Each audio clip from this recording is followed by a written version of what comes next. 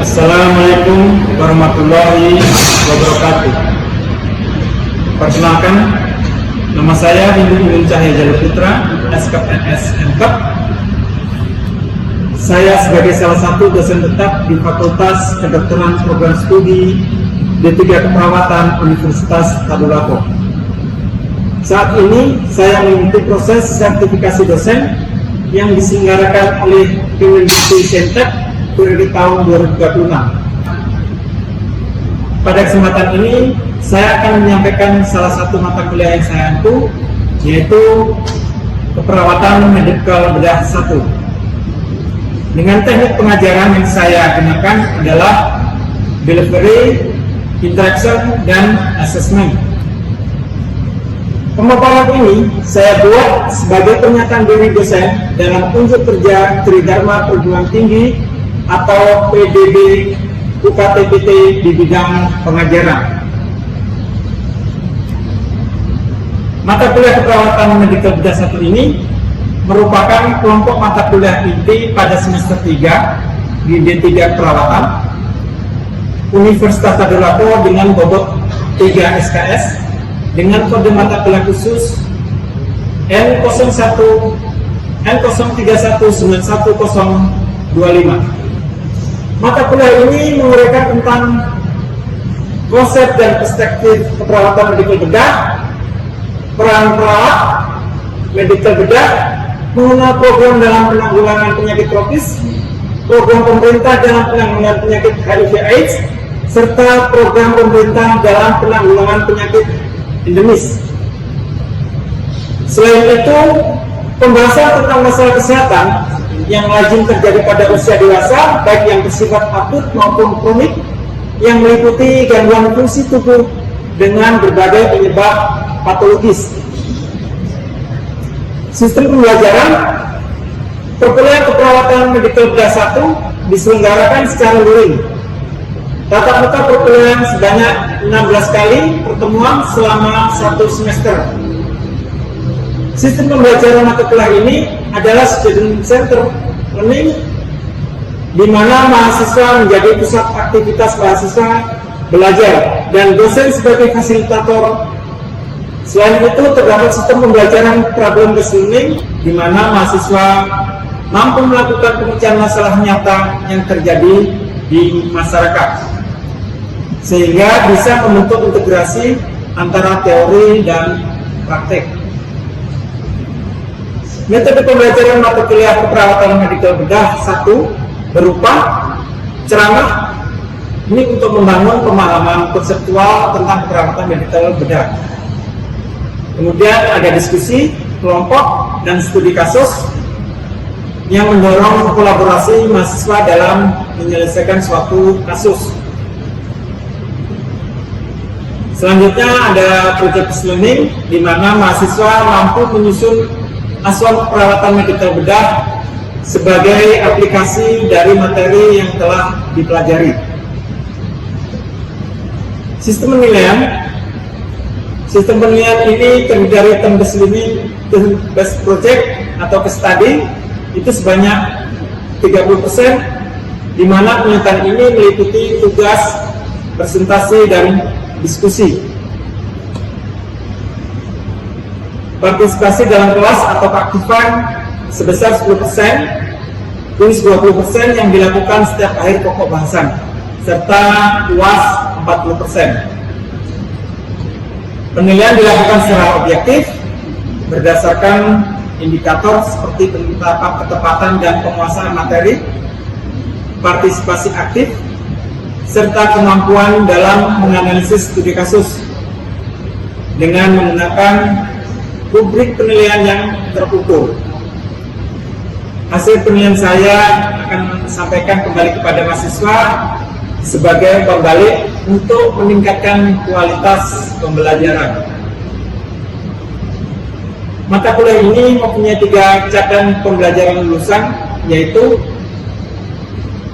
CPL 2, mampu memahami ilmu keperawatan untuk melakukan asuhan perawatan penyakit tropis dan traumatologi berbasis keluarga secara profesional dengan menggunakan pendekatan proses keperawatan. Kemudian CPN 4 mampu memberikan pendidikan kesehatan dalam aspek perawatan penyakit tropis dan traumatologi berbasis keluarga dengan mengembangkan keterampilan komunikasi dan memanfaatkan informasi ilmiah. CPN 5 mampu memberikan asuhan keperawatan pada individu, keluarga, kelompok, dan masyarakat dengan mengutamakan keselamatan klien dan mutu pelayanan berdasarkan perkembangan ilmu dan teknologi keperawatan untuk meningkatkan kualitas asuhan. Sedangkan capaian pembelajaran mata kuliah ini adalah CPNK 1, mahasiswa mampu memahami konsep perspektif peran perawat keperawatan medikal bedah dalam kebijakan pelayanan kesehatan. CPNK 2, mahasiswa mampu memahami tentang penyakit tropis. CPNK 3, mahasiswa mampu memahami tentang pengelolaan penyakit infeksi endemis. CPNK 4, mahasiswa mampu memahami pengelolaan penyakit HIV/AIDS.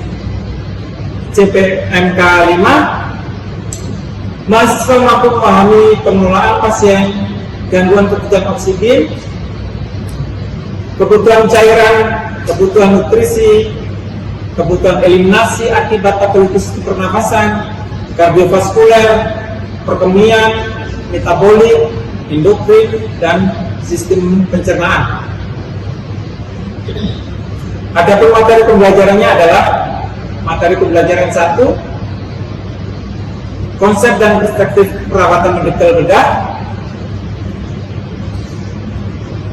Materi pembelajaran 2, peran perawat medikal bedah dalam kebijakan pelayanan kesehatan baik nasional maupun internasional. Materi pembelajaran 3, penyakit tropis, malaria, DHF, tifoid, filariasis, TBC, cacar, kamusia, kolera, TBC, kusta, tifus, DBD, dan schistosomiasis. Materi pembelajaran 4, penyakit infeksi endemis, yaitu SARS dan flu burung. Materi pembelajaran 5, penyakit HIV/AIDS. Materi pembelajaran 6, gangguan kebutuhan oksigen patologis, sistem pernafasan, dan kardiovaskuler. Materi pembelajaran 7, gangguan kebutuhan cairan akibat patologis, sistem perkemian, dan metabolik endokrin. Materi pembelajaran 8, gangguan kebutuhan nutrisi akibat patologis pencernaan dan metabolik endokrin. Materi pembelajaran 9, gangguan kebutuhan eliminasi akibat patologis sistem pencernaan dan perkemian. Baik, untuk tahapan berikutnya, mari kita simak video pembelajaran asuhan perawatan medikal bedah 1. Assalamualaikum warahmatullahi wabarakatuh. Selamat pagi semuanya. Gimana kabar hari ini? Alhamdulillah semua. Hari ini kita akan melanjutkan materi perkuliahan dari sebelumnya. Tapi sebelum kita masuk ke mari kita berdoa menurut agama kita dan masing-masing. Bapak Ibu berdoa oleh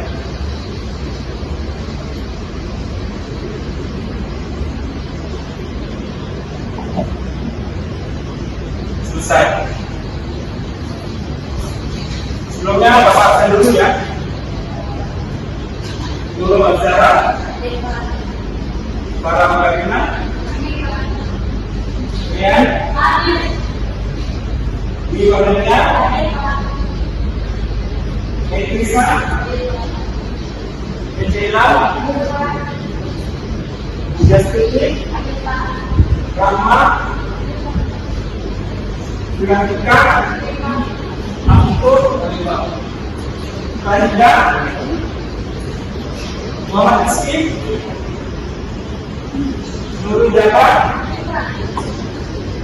Melisa Putri Nabila. Selanjutnya ya. Oke, kita akan pertemuan di ke-12 ini kita belajar tentang analisis ya. Melanjutkan dari pertemuan 11 sebelumnya. Ada yang masih ingat pertemuan ke-11 kemarin tentang apa? Silakan. Jadi pertemuan pertama itu kita sudah mempelajari tentang asuhan keperawatan dan juga penyakit ginjal. Ya, kemarin kita belajar tentang asuhan keperawatan penyakit ginjal akut dan penyakit ginjal kronis ya. Nanti akan berhubungan dengan pertemuan ke-12 ini. Pada penyakit ginjal kronis atau terakhir yang sudah lanjut, maksudnya apa terapi yang dilakukan pada kedua itu? Silakan Rama. Jadi terapi itu ada 3, ada terapi konservatif, ada terapi simptomatik, dan terapi pengganti ginjal. Di mana terapi konservatif itu ada yang berupa diet, kebutuhan cairan, elektrolit, dan mineral. Kemudian terapi pengganti ginjal itu ada yang berupa dialisis dan ekstrakasi ginjal.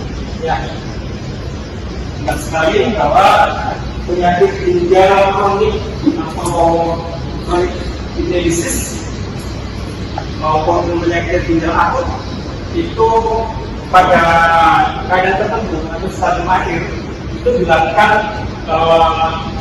penggantian ginjal ya, bisa sebagai dialisis ataupun pembatasan ginjal.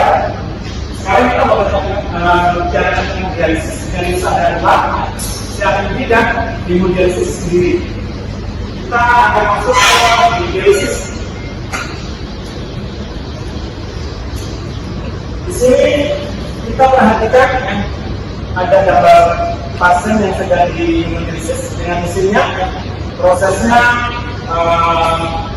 tubuh dari pasien masuk ke dalam mesin ya, melalui ginjal buatan, kemudian disadap di situ akan kembali ke tubuh pasien. Yang nanti di praktek klinik akan melihat bagaimana pasien dilakukan hemodialisis. Kita sekarang teorinya dulu bagaimana dan apa hemodialisis itu. Kita lihat pengertiannya bahwa hemodialisis atau HD adalah prosedur tindakan untuk memisahkan darah dari zat sisa atau racun yang dilaksanakan dengan mengalirkan darah melalui membran semipermeabel, di mana zat sisa atau racun ini dialirkan dari darah ke cairan dialisa yang kemudian dibuang, sedangkan darah kembali ke dalam tubuh. Seperti gambar pertama tadi, bahwa mesin itu akan melompat darah masuk ke dialiser. Dialiser adalah ginjal buatan yang mengganti ginjal kita yang menjadi ginjal pada pasien ginjal yang mengalami kerusakan untuk disalin supaya sisa metabolisme yang tidak terpakai terbuang, sedangkan metabolisme yang masih dipakai dalam tubuh akan kembali ke dalam tubuh penderita. Miligram persen dan kreatinin serumnya lebih dari 6 mg/liter. Pasien overload atau kelebihan cairan, mual dan muntah yang hebat, intoksikasi obat dan zat kimia. Ini pada pasien-pasien yang intoksikasi ya, keracunan obat, pada pasien-pasien yang minum racun, minum baygon atau racunnya lain, itu ada penumpukan racun dalam tubuh sehingga perlu dilakukan hemodialisis. Dan ketidakseimbangan cairan dan elektrolit yang berat dalam tubuh. Kontraindikasinya tidak dilakukan pada pasien yang mengalami suhu yang tinggi. Pada pasien-pasien yang mengalami fibris ya, hipertermi ya, ini tidak boleh dilakukan hemodialisis.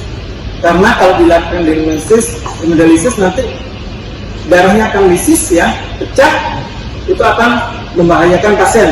Makanya pada pasien yang suhu tubuhnya tinggi, terjadi hipertermi, itu harus diturunkan dulu suhu tubuhnya ya, dalam kondisi normal, baru bisa dilakukan hemodialisis. Sedangkan menurut Permefri, kontraindikasi dari hemodialisis adalah apabila akan dilakukan hemodialisis, ini aksesnya tidak didapat. Akses itu tempat untuk insersi jarum, tempat untuk penusukannya tidak dapat. Entah itu pasiennya karena udin hebat atau pasiennya yang kegemukan, itu sehingga susah dilakukan insersi pada daerah venanya. Kemudian tidak mungkin didapatkan akses vaskuler pada hemodialisis. Akses vaskuler yang sangat sulit ya. Kemudian instabilitas hemodinamik. Pada pasien hemodialisis apabila dilakukan penusukan pada pasien tersebut. Ini yang penting dalam hemodialisis ya, di mana hemodialisis mempunyai 3 prinsip. Yang pertama adalah proses perbedaannya dan air karena perbedaan hidrostatik di dalam darah dan di dalam sel. Yang lagi yaitu perbedaan osmolitas dan ionisat. Air bergerak dari daerah dengan tekanan yang tinggi dari pasiennya, karena pasiennya overload ya, mengikuti seluruh tubuh ya, sehingga tekanan dalam tubuhnya tinggi daerahnya. Ini tekanan yang lebih rendah, yaitu jangan dari satu. Kemudian proses ultrafiltrasi. Ini adalah proses perbedaannya dalam air karena perbedaan hidrostatik di dalam darah dan ionisat.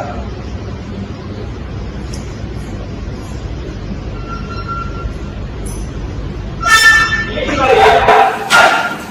kita lihat gambarnya ya, bahwa yang sebelah ini adalah hemodialisisnya, dan sebelah ada hemofiltrasi ya, di mana ada perpindahan molekul dari level yang tinggi ke daerah yang rendah.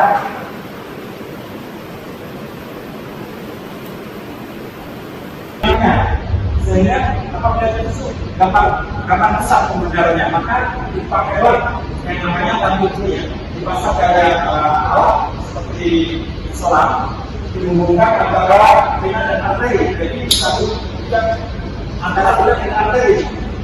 Yang kedua adalah sekarang proses vaskuler internal ini bisa mampu ya, kalau vena naik, kalau seperti tangan itu akan muncul ya darahnya. Ada yang ingin bertanyakan? Silakan. Sebenarnya pada pasien penyakit ginjal adalah melakukan SHD, apakah akan bisa terjadi melakukan uji? Ya, bagus sekali pertanyaannya. Pertanyaan di masyarakat awam ya, masyarakat umum. Bukan pertanyaan, Anda bilang bahwa orang yang sudah melakukan HD, semua itu akan dilakukan HD. Kita sebagai petugas kesehatan harus bisa menjelaskan, apakah harus dilakukan medisnya atau tidak. Kita sudah pelajari teorinya antara penyakit ginjal akut dan penyakit ginjal kronik. Kalau penyebabnya adalah penyakit ginjal akut, kita ketahui penyakit ginjal akut ya, seperti ada sembatan batu, kemudian pada pasien-pasien ada sumbatan-sumbatan, kemudian seperti tadi keracunan, itu penyakit ginjal akut. Jadi dibiarkan penyebabnya, batunya atau tumornya dibuang pada saluran tubuhnya, setelah dicuci beberapa kali akan kembali normal. Jadi tidak perlu selamanya. Itu yang terjadi karena penyakit ginjal akut. Tetapi kalau penyakit ginjal kronik, kita ketahui bahwa penyakit ginjal kronik itu disebabkan oleh penyakit yang biasanya diabetes, hipertensi, asam urat, itu terjadinya dalam jangka lama sehingga merusak neutron dalam juga. Kalau sudah terjadi itu otomatis dilakukan hemodialisis. Karena hemodialisis sebenarnya bukan mengobati ya, dia menggantikan fungsi ginjal kita untuk membuang sisa metabolisme yang terjadi pada tubuh kita, sehingga diharapkan apa yang kita konsumsi ya, metabolisme kita itu normal seperti orang yang ginjalnya bagus. Jadi yang harus kita tahu bahwa hemodialisis itu adalah dengan ginjal. Jadi bukan orang yang dikasih hemodialisis akan sembuh seperti pengobatan yang lain. Ya, ada yang pertanyaan lagi? Kan di masyarakat itu kan ada stigma kalau sudah melakukan hal ini tidak akan bermanfaat. Jadi Pak, bagaimana dengan stigma yang beredar di masyarakat tersebut, Pak? Ya, itu juga biasanya sering terjadi bahwa tetangganya, keluarganya, kalau sudah dilakukan hemodialisis, masyarakat juga umurnya dianggap panjang. Karena orang yang di hemodialisis sudah akan mendekat kematian. Itu harus kita tahu tersebut bahwa hemodialisis tadi adalah mengganti fungsi ginjal. Tujuannya kita lihat adalah meningkatkan kualitas hidup dari pasien tersebut. Jadi ada beberapa pasien, beberapa banyak yang menjalani hemodialisis puluhan tahun menjalani hemodialisis dengan kegiatan yang normal, karena kita juga meningkatkan kualitas hidupnya ya. Tapi dengan catatan sekali harus hidupnya bagus, ya, hemodialisisnya rutin, budaya hidupnya harus benar-benar dijaga. Itu yang akan memperpanjang dari kehidupan ya. Semuanya memang terjadi karena takdir ya, tapi di luar takdir kita akan tetap berusaha. Salah satunya itu menjalani hemodialisis dengan rutin dan lifestyle harus tetap dijaga. Yang meneliti dari materi kita hari ini, ya silakan Bu.